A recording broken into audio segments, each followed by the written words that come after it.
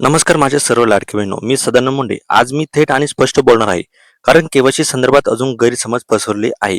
कोणी म्हणतं आता संधी नाहीच, कोणी म्हणतं ज्यांची केवायसी राहिली त्यांचं सगळं संपलं, कोणी म्हणतं चारचाकी नसताना अपात्र केलं म्हणजे सरकार चुकीचं आहे. पण खरं काय आहे? आज आपण भावना बाजूला ठेवू आणि फक्त तथ्यांतर बोलू. तर तुमची केवायसी झाली नाही, रिजेक्ट झाली किंवा पैसे थांबले, तर हा व्हिडिओ शेवटपर्यंत बघा. कारण आज मी 5 गोष्टी स्पष्ट सांगणार आहे. पहिली गोष्ट म्हणजे केवायसी राहिली म्हणजे काय होतं. सर्वात आधी समजून घ्या, केवायसी इनकम्प्लीट असेल तर सिस्टम पैसे होल्ड करते. ही ऑटोमॅटिक प्रक्रिया असते. याचा अर्थ कायमचा बंद नाही, पण जोपर्यंत प्रक्रिया पूर्ण होत नाही तोपर्यंत रक्कम रिलीज होत नाही. आता दुसरी गोष्ट म्हणजे माझी केवायसी झालीच नाही. हा प्रश्न दोन प्रकारचा आहे. एक म्हणजे खरंच फोटोवर केली नाही, दुसरी म्हणजे केली पण पूर्ण सबमिट झाली नाही. अनेक वेळा ओटीपी व्हेरीफाय नाही, biometric pending, application final submit नाही, म्हणून सिस्टम इनकम्प्लीट दाखवतं. तिसरी गोष्ट म्हणजे चारचाकी गाडी मुद्दा. हा खूप मोठा कन्फ्युजन आहे.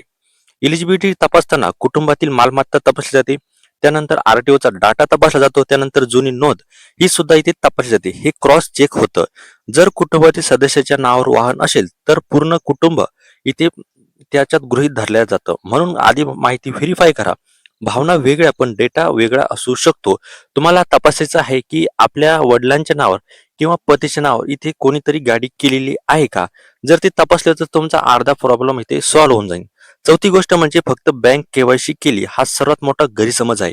कारण की बघा, ज्या ग्रामीण भागातील बहिणी असतात ना, त्यांच्यापर्यंत लवकर इथे माहिती पोहोचली नाही.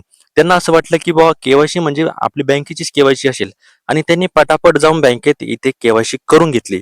परंतु त्यांना तिथे तारीख झाल्यावर असं कळालं की बाबा ही बँकेची केवायसी नसून ही तर लाडकी बहीण योजनेची केवायसी असते, आणि ती आपल्याला कम्प्युटरवर जाऊन सीएससी सेंटरवर जाऊन करावी लागते. तर त्यांचा इथे गैरसमज झाला, पण त्यावेळेस त्यांचा टाइम हा जो आहे ना, हा निघून गेलेला असतो. म्हणून आता जर पुन्हा संधी भेटली तर आपल्याला ही चूक करायची नाही. आपल्याला लाडकी बहीण योजनेची केवायसी इथे करून घ्यायची आहे.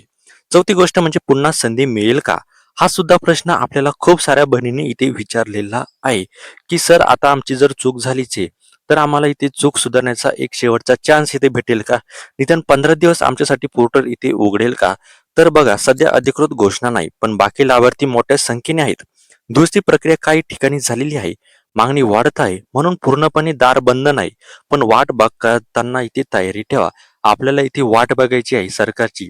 जेव्हा सरकारचे हे लक्षात येईल तेव्हा सरकार 100% आपल्यासाठी पोर्टल इथे सुरू करू शकतं. परंतु जर नाही केलं तर आपल्याला माहितच आहे की जूनमध्ये जी केवायसी प्रक्रिया आहे ही पुन्हा सुरू होणार आहे. म्हणजे आपल्याला जूनपर्यंत सुद्धा इथे वाट बघावी लागणार आहे. तरी तुम्हाला इथे पेशन्स ठेवायचा आहे. तुम्हाला इथे कोणतंही पॅनिक होऊन चालणार नाही. कारण तुम्ही कितीही पॅनिक झाल्या, कुठेही कमेंट्स केल्या, तरी त्याचा काही उपयोग होणार नाही. जेव्हा सरकारच्या लक्षात येईल, तेव्हा सरकार यावर काहीतरी निर्णय इथे घेणार आहे. त्यामुळे शांतता इथे आपल्याला राखायची आहे. आता 7 दिवसात तुम्ही काय करायचं आहे, ते सुद्धा इथे जाणून घ्या. तुमचं आधार कार्ड इथे तपासायचं आहे, मोबाईल नंबर लिंक आहे का आपल्या आधारला, ते सुद्धा इथे चेक करायचे. कारण की जेव्हा आपण ओटीपीला तिथे बँकेत म्हणजे केवायसी करायला जातो सीएससी सेंटरवर, तेव्हा आपला जो मोबाईल नंबर असतो हा आपला आधारला इथे लिंकच नसतो, आणि त्यामुळे काय होतं की आपल्याला ओटीपी येत नाही, आणि त्याच्यात आपले 10 ते 15 दिवस इथे निघून जातात. आणि जर आपल्याला 15 दिवसाचा जर टाइम भेटला तर आपल्याला इथे जी ही केवायसी आहे ना, ह्या केवायसीचा टाइम पुन्हा इथे संपून जाईल, आणि काय होईल की पुन्हा सुद्धा तुम्ही ते केवायसी करायच्या राहुल जाल. त्यामुळे आधी आपल्याला जो आधार नंबर आहे हा लिंक करणे गरजेचे आहे मोबाईल नंबरला. जर तुम्ही केला नसेल तर लवकरात लवकर जाऊन इथे करून घ्या. त्यानंतर मोबाईल नंबर लिंक आहे का बँकेला हे सुद्धा एकदा तपासून घ्या. जर तुम्ही आधारला लिंक केला मोबाईल नंबर, सगळं केलं, पण जेव्हा तुम्ही बँकेला मोबाईल नंबर लिंक किंवा आधार लिंक करत नाही ना, तेव्हा तुमचे जे पैसे आहेत ते होल्ड होतात. ते पैसे डीबीटीच्या माध्यमातून तुमच्या अकाउंटमध्ये इथे जमा होत नाही. त्यामुळे ते सुद्धा तुम्हाला एकदा चेक करून घ्यायचं आहे. सगळी तयारी ते नीट आधीच आपल्याला तयारी करून ठेवायची आहे. म्हणजे जेव्हा आपण केवायसी करायला जाऊ तेव्हा आपल्याला कुठलाही प्रॉब्लेम येणार नाही. आपले सगळे इथे क्लिअर राहील, आणि आपली जी केवायसी आहे ती पूर्णपणे कंप्लीट होऊन जाईल, आणि आपले जे पैसे आहे ना ते आपले वाया जाणार नाही. नाहीतर तुम्ही बघू शकता की आता जर आपल्याला इथे चान्स भेटला नाही, जून मध्ये भेटला, तर आपले किती पैसे झाले, मार्च, एप्रिल, मे, 3 महिन्याचे आपले 4,500 रुपये जे आहे ना, हे आपले वाया जाणार आहे. त्यामुळे इथे काय करायचंय की सगळी तयारी करून ठेवायची आहे. त्यानंतर कुटुंबातील वाहन मालमत्ता सुद्धा तुम्हाला इथे तपासायची आहे. सर्व कागदपत्रे एकत्र ठेवायची आहे.